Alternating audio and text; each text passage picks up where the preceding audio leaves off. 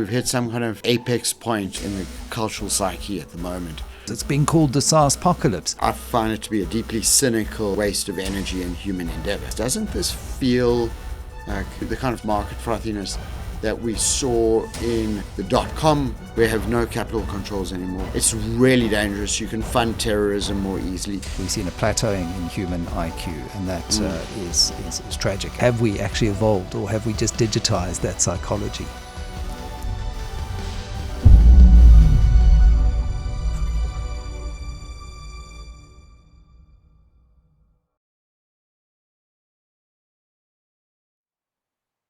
Well, welcome to this week's edition of Under the Spell. I'm in David Buckham's office, and there's a lot of water that has flowed under the proverbial bridge since we launched the spell a month ago, David. We've had over 100,000 views on the first episode. We've touched on themes of agriculture. We've looked at the World Bank.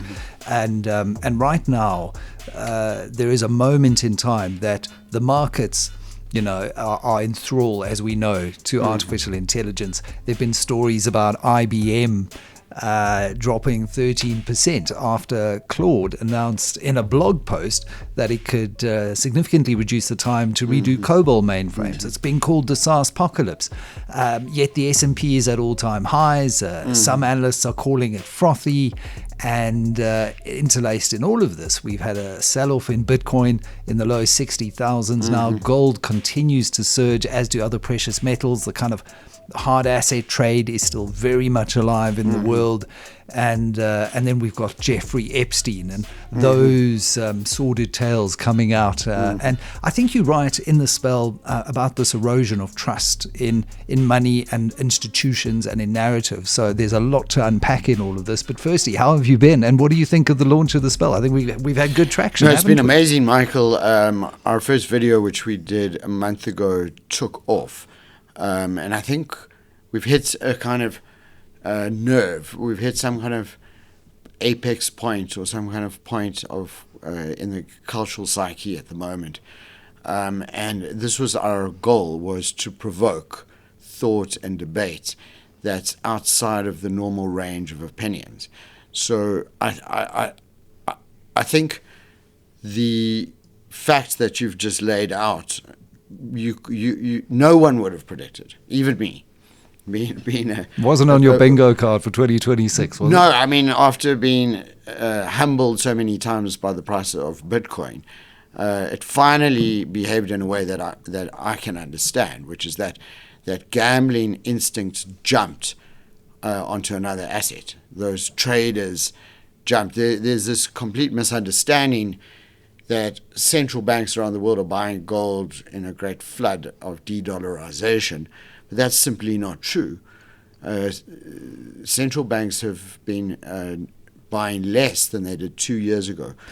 That very much was true, but I think, Yes. as you say, it's not true for the last year. If you look at the World Gold Council, Yes. That was a narrative post the Russian invasion of Yes. Ukraine, and then the US Yes. froze Russian assets out of the system and owned Exactly. SWIFT. And Yeah. so China and the Russians and most of the global south looked at this and thought, we're in trouble here. Yes. Let's own something that the West can't freeze or lock us out of. But that's changed. That was the narrative, and I think that was a true narrative in the sense that made sense when you looked at the numbers from the World Gold Council.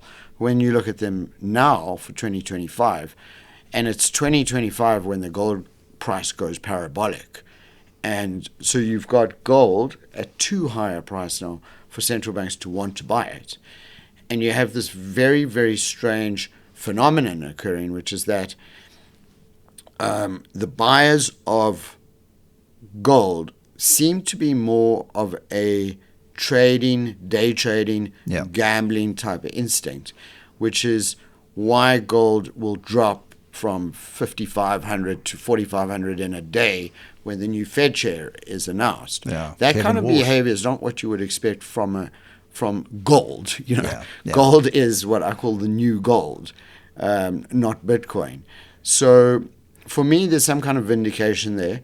But also what I found deeply ironic, which I wrote about in an opinion piece, is that one of the biggest buyers of gold is Tether, which is because they have Stablecoin, which has to be backed 1-for-1.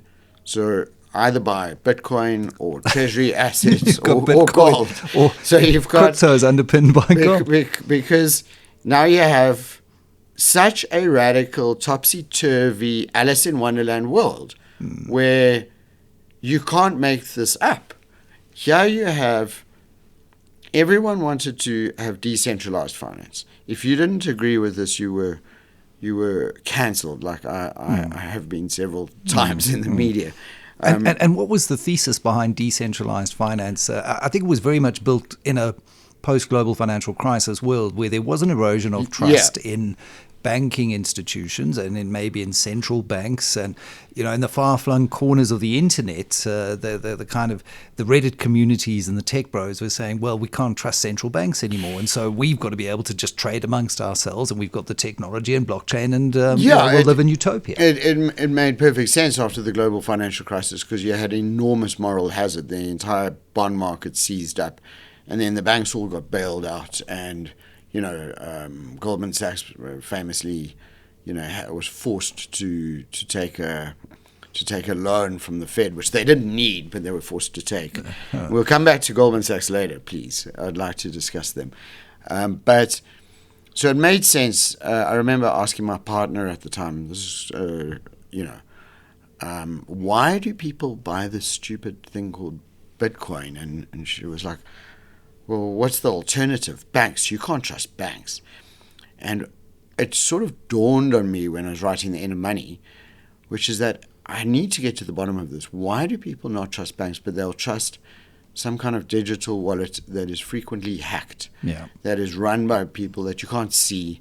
There's no accountability. There's no authority to appeal to. That's how off-piste people have gone. And then what's happened since then is, in spite of US administration being very pro-crypto, crypto itself has started to waver as an ideology. Isn't that the most ironic thing? Because I recall just before the election of Donald Trump, and if you look at who he surrounded himself by in an advisory capacity, David Sachs and many of these individuals, part of the kind of crypto community in the US, and everyone was predicting that cryptos are going to go to the moon from here. Yeah, you're going to go to $100,000 to $1 million price of Bitcoin. I had a friend who was an ex-private equity guy, and we went for dinner, in which we regularly did, and he is and remains, and I shall not name him, very pro Bitcoin, not crypto,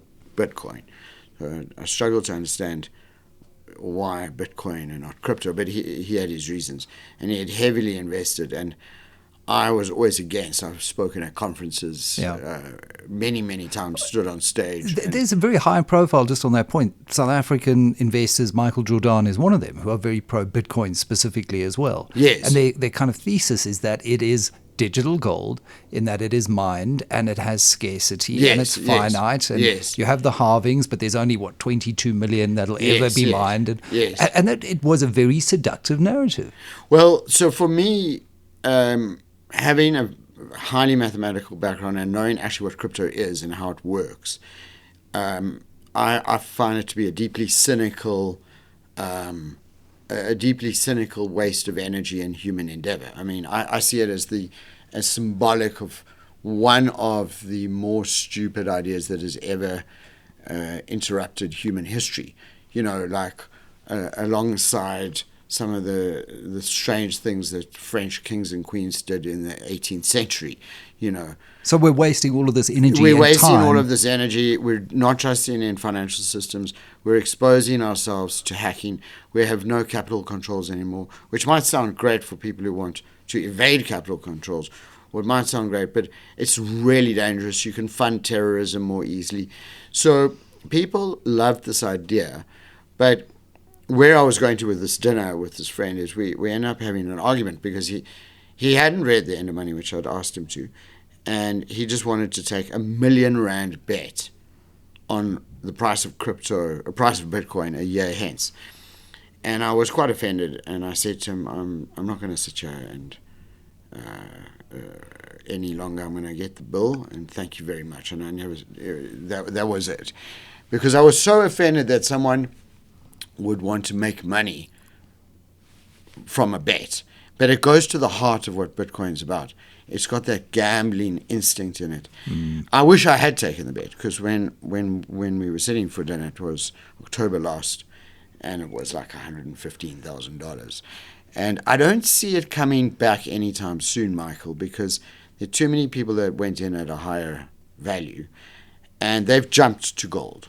I see the jump is to gold. And what's made it even worse is that all stablecoin, right, has to be backed 1-for-1. Yeah. And you're not going to buy more Bitcoin to back it, because Bitcoin could nosedive. Yeah. So one of the greatest purchases of gold, according to the World Gold Council, over the past year has been Tether. So which used to back it to the US dollar, didn't it? The USDT. It uses crypto mainly to back stablecoin to the US dollar, the stablecoin it issues. But crypto has done so badly, it's had to switch to gold. So it's kind of ironic.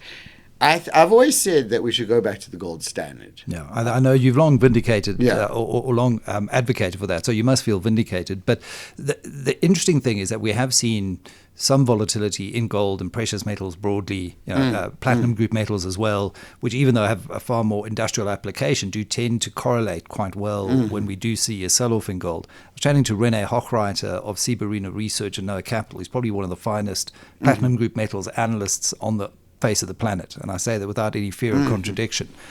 And he said, Michael, when we had that recent pullback, there were ETFs launched in the gold and platinum space that were levered 10x because we had seen so much froth, so much retail investor, trader type activity in the market. And I mean, it's great when you go up 10% and you get 100% return, but equally on the downside, if you do see a small retracement. So a lot of that leverage was amplifying some of the volatility that we were seeing in the precious metals market.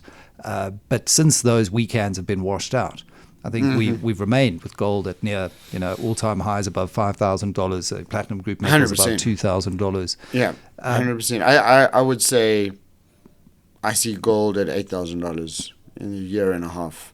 There's nothing to stop it, really. It's the only store of value that remains.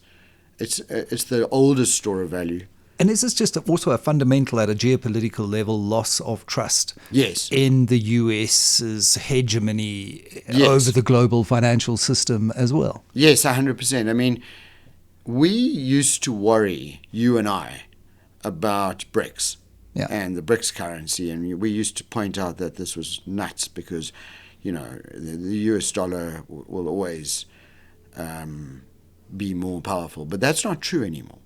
Once you start to say the kinds of things that the US administration has been saying and do some of the anti-trade, anti-globalization actions that they've taken and make the tariff regime so biblically haphazard. I mean, it's. I was just going to say, like, insane. Like, so you would have seen the Supreme Court has found that he can't just impose these tariffs. And what does he do? Hours later, he raises the.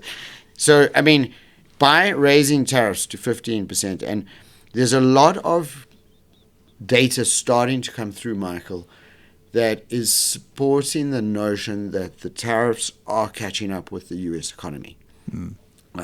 You know that the Bureau for Labor Statistics was shut down late last year, and we're starting to see some other kinds of data pointing towards higher than expected inflation.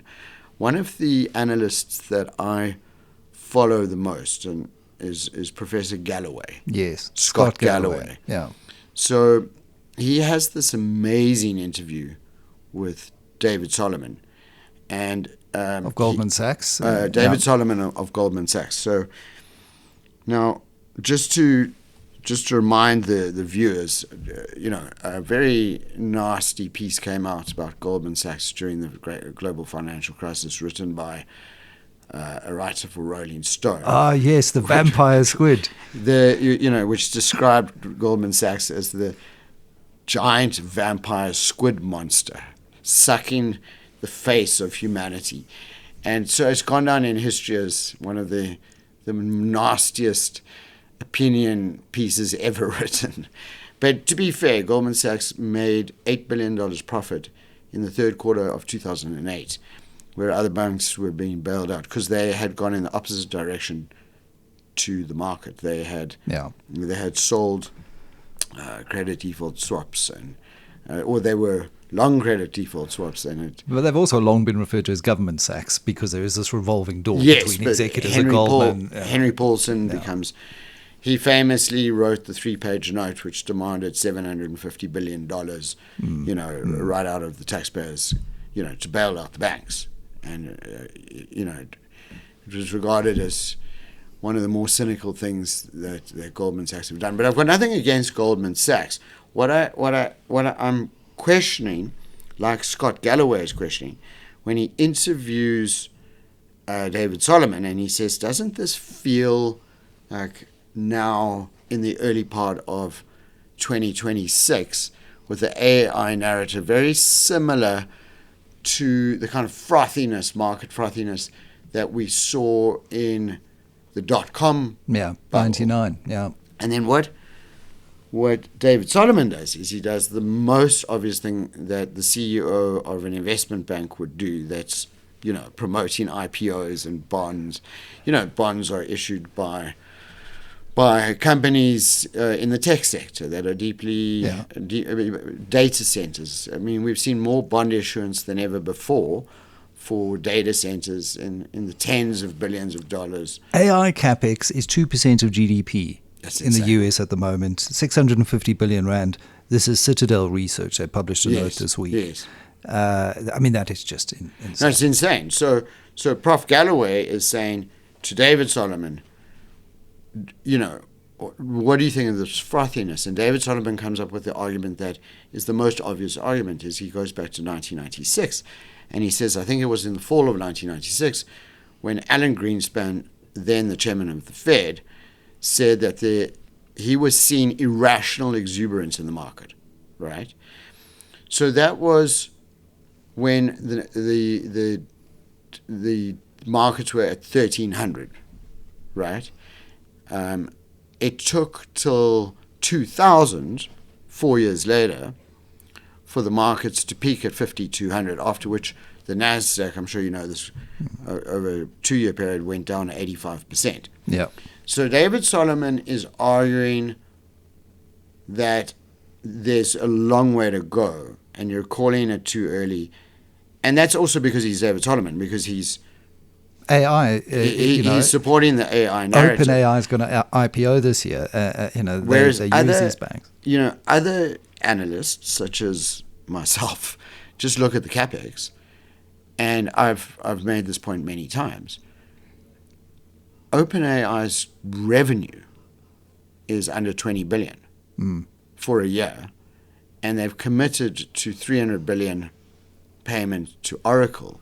So someone's got to be right in all of this. Anthropic, Claude has just, wiped out 10-15% of value on tech stocks by saying that they can do, things with code that take hundreds or thousands of hours with COBOL code.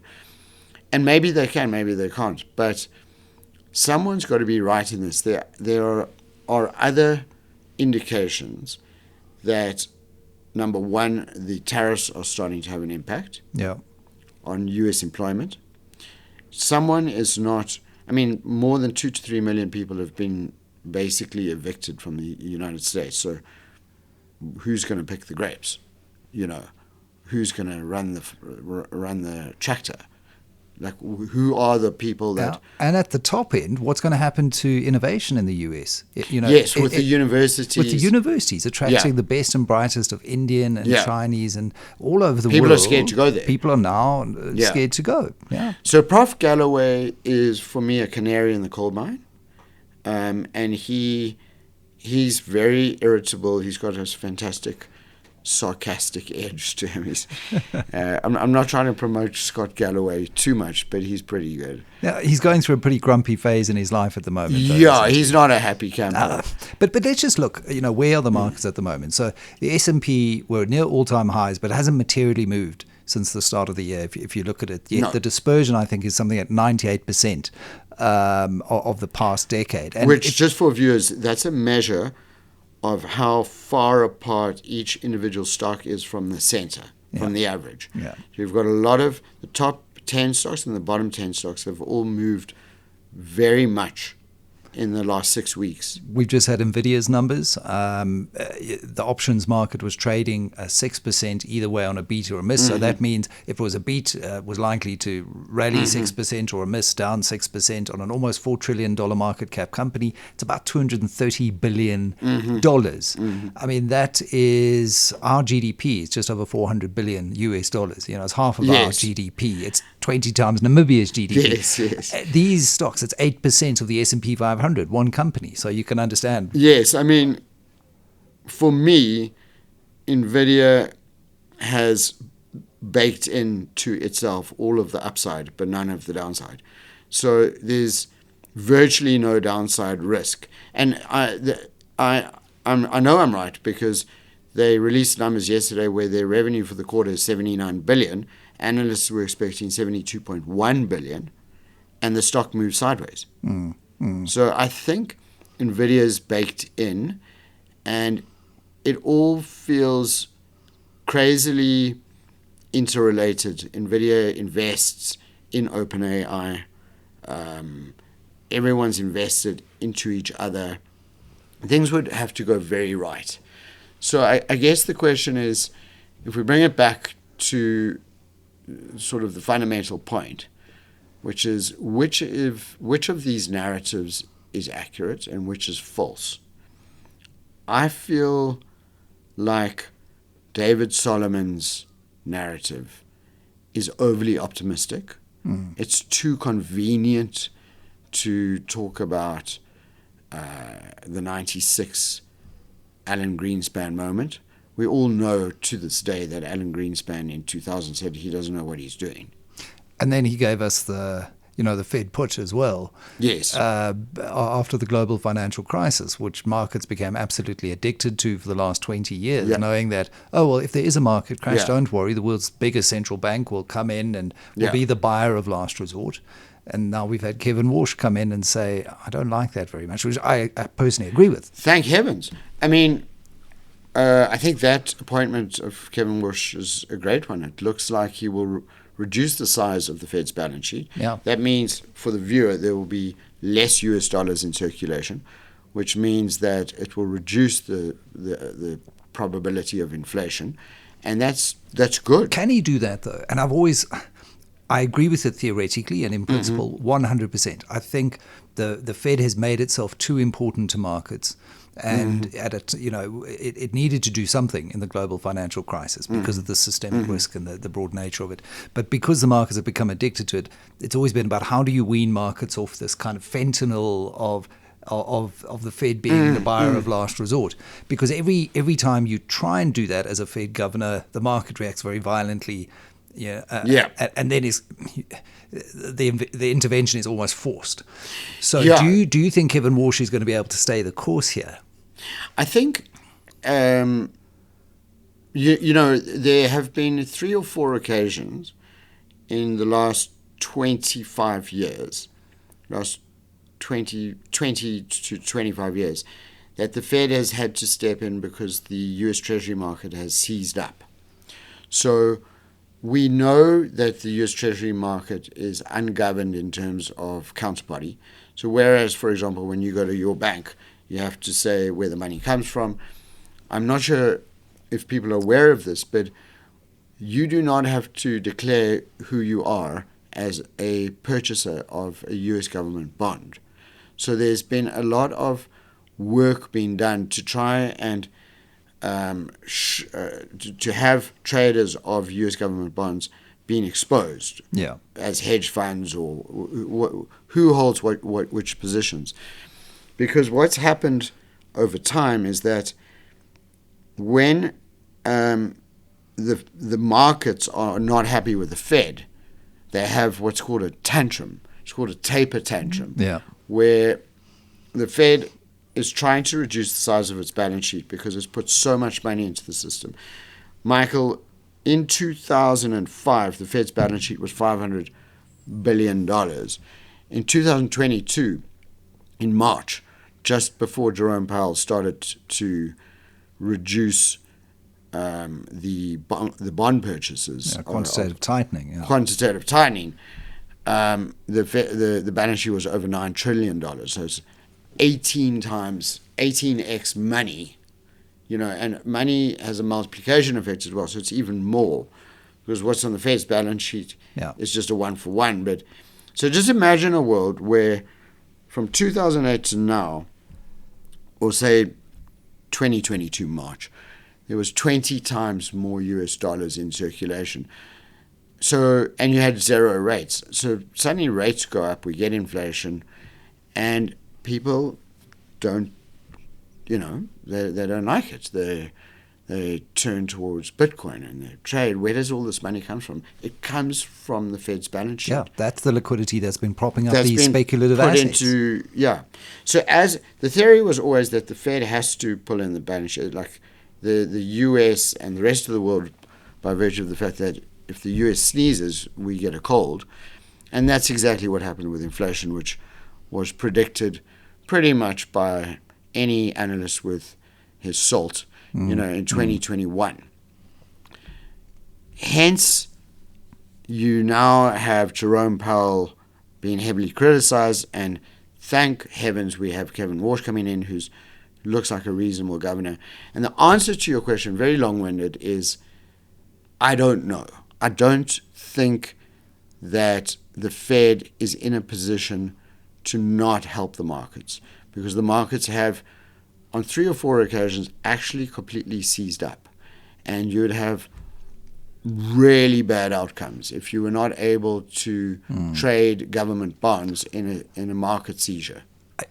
But to me, is probably one of the most interesting and significant questions for asset prices and for economies, and then by extension politics, which has taken something of a populist turn of late, because consumer confidence is very much linked to the Wall Street, Main Street tether is actually there.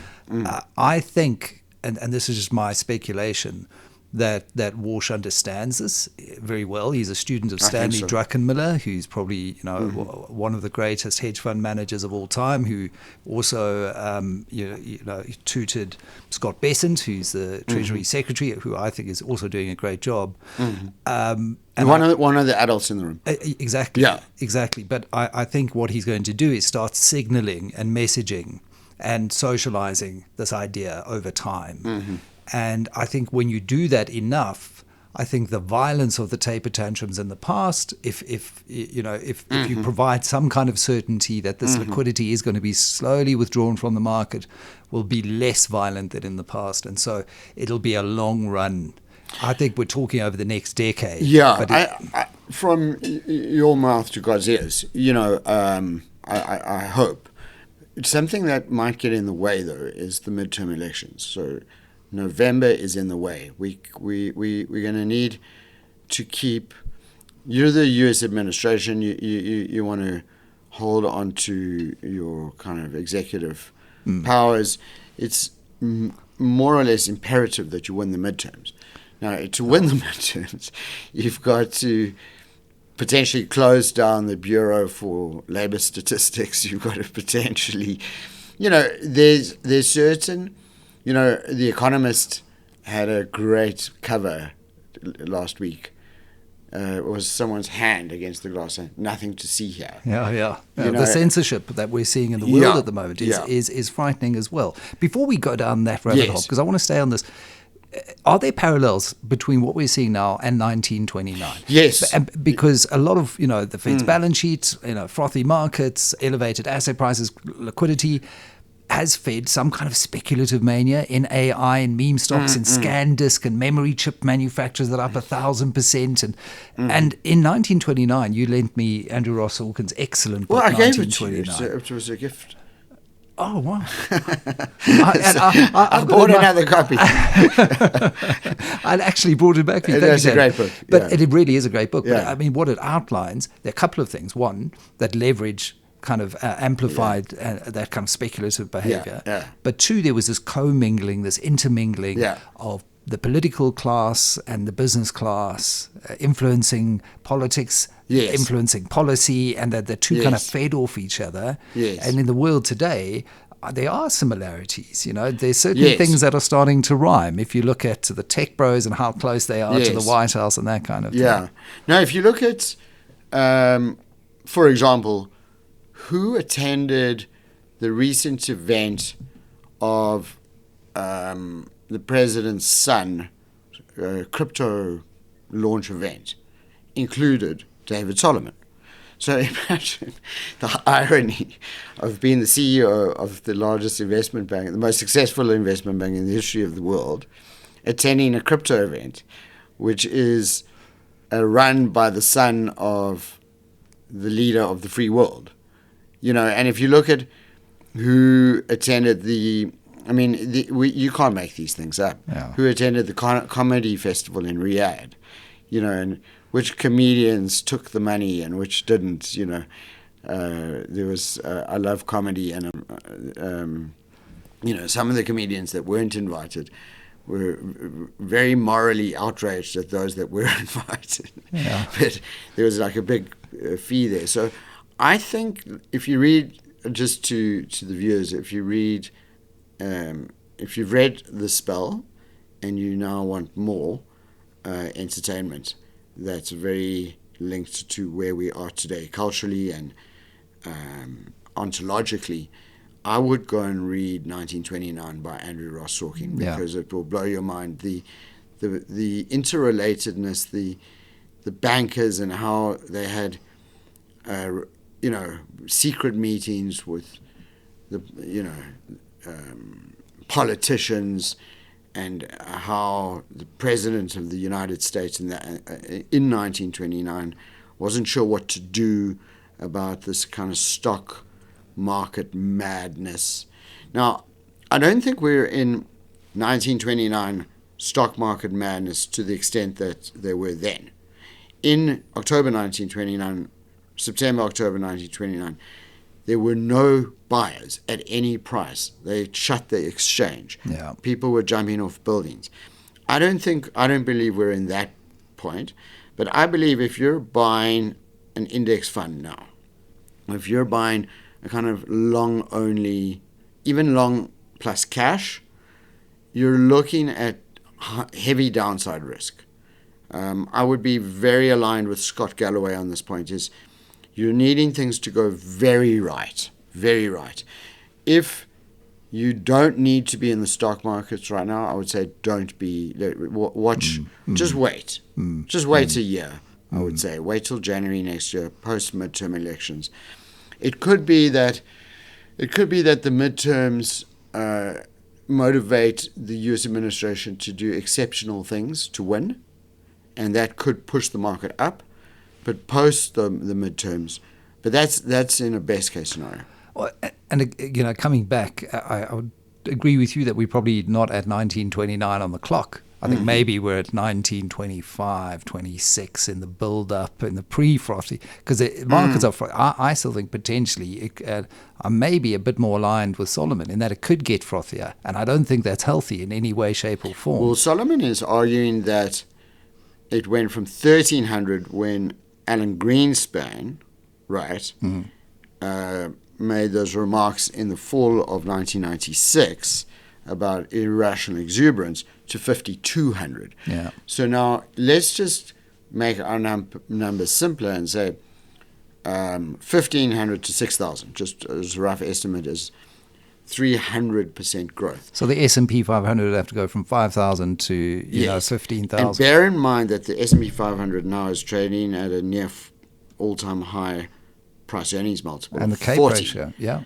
So, and the CAPE ratio is out of whack. From the long run is 21, it's at 40. Yeah. So that's now, the cyclically adjusted price earnings ratio. Yes. Yeah. So if you're saying that between now and let's use David Solomon's numbers, 300% right. So we're going to go 3 times, 3x. That means that the 40 is going to be 120. Okay, let's say that the earnings are exceptional and the AI narrative is true and software companies don't go out of business, which is kind of something that is, I always find it quite funny, is if you want the AI narrative to be true, then you also have to go out of business if you're a software company. You know what I mean? But let's say everything goes right for the next 3 years, 4 years. Then you're saying that the CAPE ratio will be 100 plus. That's insane. But it is insane. But that's exactly what irrational exuberance is going to, in my opinion, become, because you've got the likes of David Solomon and others who are fanning the speculative flames. I think it fails earlier than that. I can't believe... I think his position with irrational exuberance is a moment in time of Alan Greenspan, who's a very strange guy, you know, who used to walk into Senate committee hearings and take his wad of, I don't know if you've seen the videos, they're very arrogant and throw them on the table and answer very aggressively. And he's not, for me, the canary. The canary here is NVIDIA's price. They generate 8 billion more. That's a 10% on analyst expectations, and the market goes sideways. At an almost 70% margin. Yes, the margin is just insane. So, and they're an investor in one of their most important future clients. Well, and everything has to go right. And, you know, we haven't had proper inflation numbers. So I'm calling it earlier. Right, fantastic. Maybe a difference of 3 years there between us, but certainly a fundamental agreement on this being, you know, frothy and unsustainable on the fundamentals. And you just, what kind of return ROIC are you going to have to, you know, demand on that kind of invested capital on capex that they're spending? I want to come back to the 1929 parallel between, you know, we've got Jeffrey Epstein, we've got Bill Gates apologizing to the foundation over his Epstein ties, and gosh, he wrote a lot of emails. Jeffrey Epstein, I don't know what else he did other than write emails, but it just shows you that big tech is politically entangled. You've got Scott Galloway calling for Americans to resist and unsubscribe. And so there, I mean, in the spell, you argue that financial systems decay when that kind of moral authority recedes. So does this convergence of politics and big tech, and is this the thing that detonates or undermines confidence at a structural level? Yes, absolutely. This is when you have these secret meetings and when you can pay for a spot at the table, when you can buy for $1 million a spot at the table, you know, in Davos, when the World Economic Forum is for sale, you know, literally for sale. Seats at the table are for sale for $1 million. You know, I don't want to name the consulting firms that we compete with, but they paid the $1 million. And so this is, you know, the meme coins, these are all the signals of a kind of abuse of power for a kind of very strange form of capitalism that I can only compare to Russia in the 1990s. This is like oligarch land. The first country you're going to visit is Saudi Arabia. You know, so I would say we're in a time of the oligarchs. And what I find, we made a reference to Jeffrey Epstein there. Can I just throw this out there, Michael? The idea that one human being wrote 1.4 million emails to, I mean, The Economist did an analysis of the top 500 people that he wrote to. They did statistical graphs of how many. I mean, Bill Gates was one that received a lot of emails from Jeffrey Epstein but didn't write back very often. But there's other people that wrote a lot to Jeffrey Epstein, like Larry Summers. We're talking about the ex-Treasury Secretary of the Treasury. You know, he's had to. I'm sure you saw he's now resigned from Harvard. Yeah. Finally. Yeah. But there are other academics there. There are Nobel Prize winners. There's mathematicians. There's physicists. There's, you know, a lot of people. But how does one person write all these emails for what purpose? To curry favor, to donate? So it's my working theory that there was an organization involved. There was not one man involved. And that it was to subvert democracy and subvert in order to draw in very powerful, influential figures. And to corrupt them and to have one over them. Why would you respond to this person? Why would you keep in contact? So we're talking about, I don't want to sound like I'm a QAnon conspiracy theorist, but when you read what QAnon people believe, and then you look at the world today and you look at just how many people are coming out in these files, the main story every day in the New York Times is the Epstein files. You can't avoid it. I'm one of those that have run down the rabbit hole. I know you're not that into it, but it's interesting. I find it very interesting. Yeah. How did so many people get corrupted? Would I, for example, respond to an email like that? Why would I? Would other people? And why did so many academics, leaders, you know, the head of Saudi Abu Dhabi fund, like one of the largest sovereign wealth funds in the world, so many different people from so many walks of life. It's my working theory that some or other intelligence organization belonging probably to the United States of America ran the whole show and have been doing so for many, many years. To have a kind of, you get soft power, you get hard power. So you've got missiles that are launched from ships, and you've got soft power, soft diplomacy. This is another kind of power. The Russians called it compromat. You know, right. When you developed the ability to draw someone into a compromising position, right. very often using honeypots, yes. And to get very senior figures into affairs, relationships that they could then use as leverage over them. And so I believe this to be true, and if you then add the 1929 comparison, I would say, yes, 1929, but more 1990s Russia, USSR, just this glasnost perestroika, which turns into this outright theft of state assets. And do you see a risk of rising censorship? I mean, you mentioned that Economist article earlier, and I read that edition of The Economist with great interest as a journalist. I've just recently encountered what I believe to be some very egregious censorship at even here in South Africa. At Arena, which I'm challenging, and I hope it isn't that. But you know, at this point, it certainly looks that way. What is the risk here as you see it? Well, there's an enormous risk because there are very few publications that remain in the world, never mind in South Africa or in America. I can count on one hand those that have not been compromised by big tech. So, and when I say compromised by big tech, the power that big tech has over the consumer, the kind of narrowcast version, the avatars that they have of each of us, that are very accurate avatars that feed me all of the stuff that I'm, interested in and that agrees with my point of view. That power has gone from being platform power to being powerful enough to censor us. So we're unable to speak freely.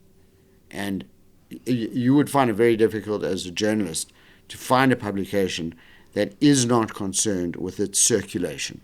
And its circulation will be based on its ability to attract advertising on a laptop or on a phone, not circulation as in the free newspapers that we get at the airport. Yeah. So circulation equals eyeballs on the screen, equals advertising, equals business model.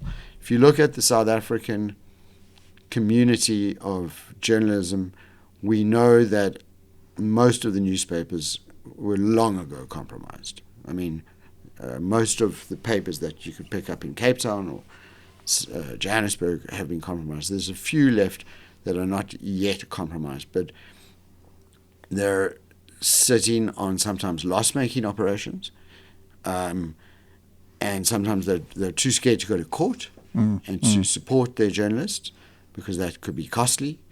And the other side, those who wish to hide what they're doing, are wealthier and have more resources. If you look at the New York Times, which is pretty left-wing, great newspaper, I read every day, can annoy me. The Economist, the FT, those are independent organizations. But the New York Times is currently in a very expensive lawsuit against OpenAI, which could drag on for years and cost it.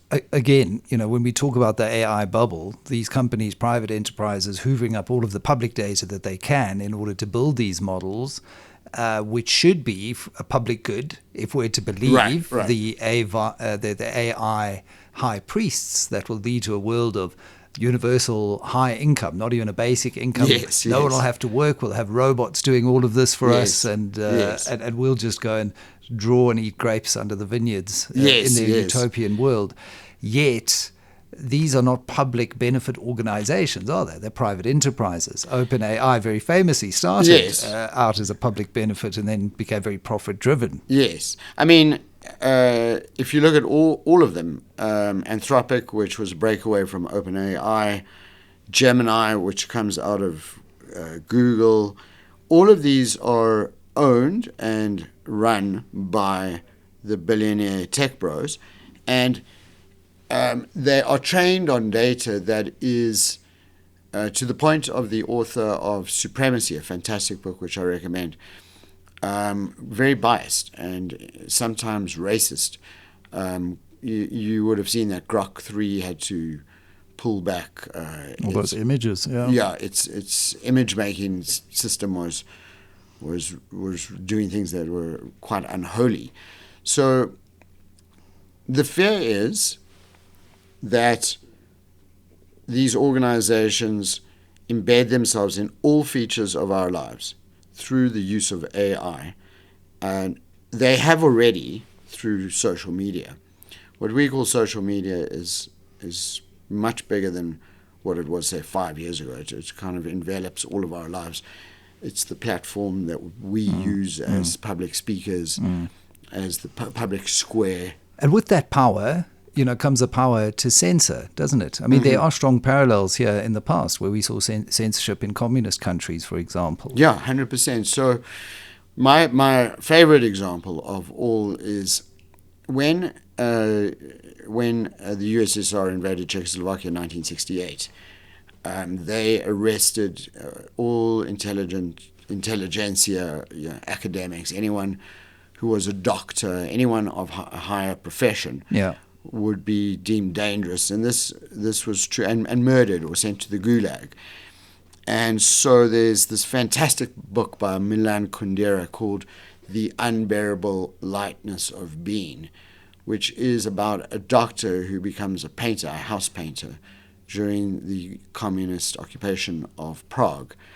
And he has these women in his life. It's basically like a love story where he's sort of, his one mistress is very light, Sabina, and his wife is very heavy, and she reads Tolstoy. And it's this called the unbearable lightness of being, which is to be light in times of such burden and in times of such occupation, and to maintain dignity at a human level. To be a painter when you were a doctor. It's the most beautiful novel.